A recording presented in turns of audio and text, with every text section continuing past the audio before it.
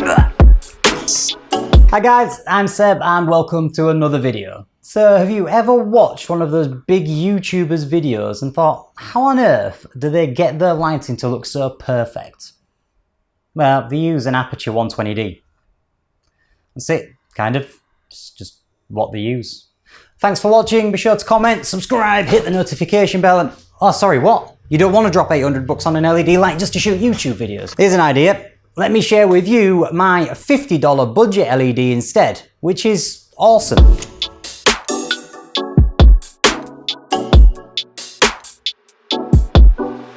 So what you're looking at right now is the Yongnuo YN216 daylight LED. Yours for about 50 bucks on Amazon. Well, you're not actually looking at the LED light, you're looking at the light that the light produces. You get what I mean? This here is the 216 in action, and I think it's pretty fucking good. So what have we got here? Hang on. The Yongnuo YN216. It's a small, portable, super bright, and I mean super bright for its size, amazingly versatile LED light. In a world where every YouTuber seems to be dropping serious cash on huge lights like the Aperture 120D, I think that it's important that we see what you can do for a fraction of the cost. Let me show you what you get in the box with the YN216. So here we've got the main light. This is the 5500K daylight balanced version. And you can buy a version with adjustable color temperature. However, I'd recommend sticking with the daylight balanced version instead because it is much more powerful. And if you need to modify the colors, you get 4 filters that come in the box, or you could just invest in some CT gels or whatever. The main thing is that you get more power with the daylight, and power is good. It's got to be good. Also in the box we have a crappy plastic desk stand thing, some very useful barn doors which help us to direct the light wherever we need. These are useful and snazzy looking.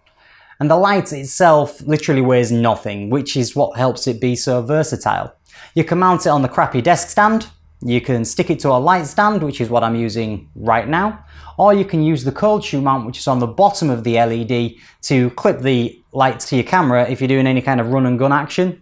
I will say that this thing does feel pretty cheap, so you'll need to take care of it. I don't think it's going to handle any drops and knocks very well, but for 50 bucks it's pretty good.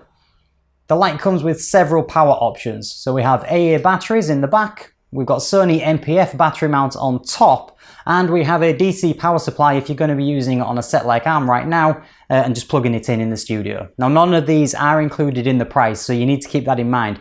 You will need to buy some sort of power supply to get this thing up and running. Now moving on to the back of the YN216. First off, we've got the on-off switch. We have a battery indicator switch which uses the LED display to show you how much power that you've got left on the thing if you're using batteries. And then we have 2 buttons that control how sensitive the center dial is when you're adjusting the light power. So fine makes small adjustments to the light so you can really kind of dial it in to your exact power needs, and coarse makes much larger sweeping adjustments. So if you need to jump from high to low really quickly, then hit coarse and you can do it much faster. So let me show you a few sample situations where I've been really enjoying this little light. So the first up is using it as background lighting in my studio. I've bought 2 of these, and if I pop on a red filter and a blue filter, I can use these to create a really cool looking kind of contrasty atmosphere in the background for my videos, and I think it looks pretty nice. And then using a similar theme, these are really great for product videos. So with the 2 contrasting colours, it's great to make products pop on camera and highlight the various shapes and textures that are on the products themselves. I can then also pull out my mobile phone and use the torch setting on there to highlight kind of some key points around the products as well. I'm finding this to be super flexible setup and I'm really enjoying using it.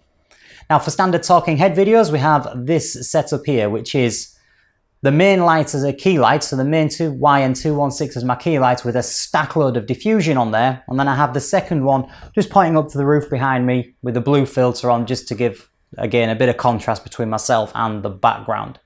One of the really nice things is that these lights are very, very spotty, which means that the light is heavily focused. You're not getting a soft light straight out of the box. Now, I can hear you saying it. Yep, I can hear you shouting it. Peter McKinnon says we need soft lights. Well, the reason a spotlight is actually better, in my opinion, is that you can easily diffuse a spotlight. So you can drop an old t-shirt on there or bounce it off the wall or whatever and make the light much softer. But I think trying to make an inherently soft light, more spotty, well, that's a lot more difficult. You're going to need loads of kind of modifiers and stuff to do that.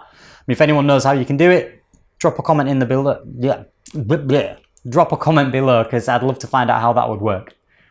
But there you go, essentially. If I was starting over again from scratch with little to no budget, then this would be the first LED light I would purchase. When I started out, I wasted loads of money on cheap soft boxes and cheap LED panels, thinking that bigger was better, but it's not the case. So thank you for watching. I hope you found this useful. If you did, be sure to hit that subscribe button, leave a thumbs up, post a comment below, and hit the notifications bell so you know when the next video drops. Man, that's a long list of requests. It kind of feels like I'm asking a lot of you. Just do whatever, and I hope I'll see you next time.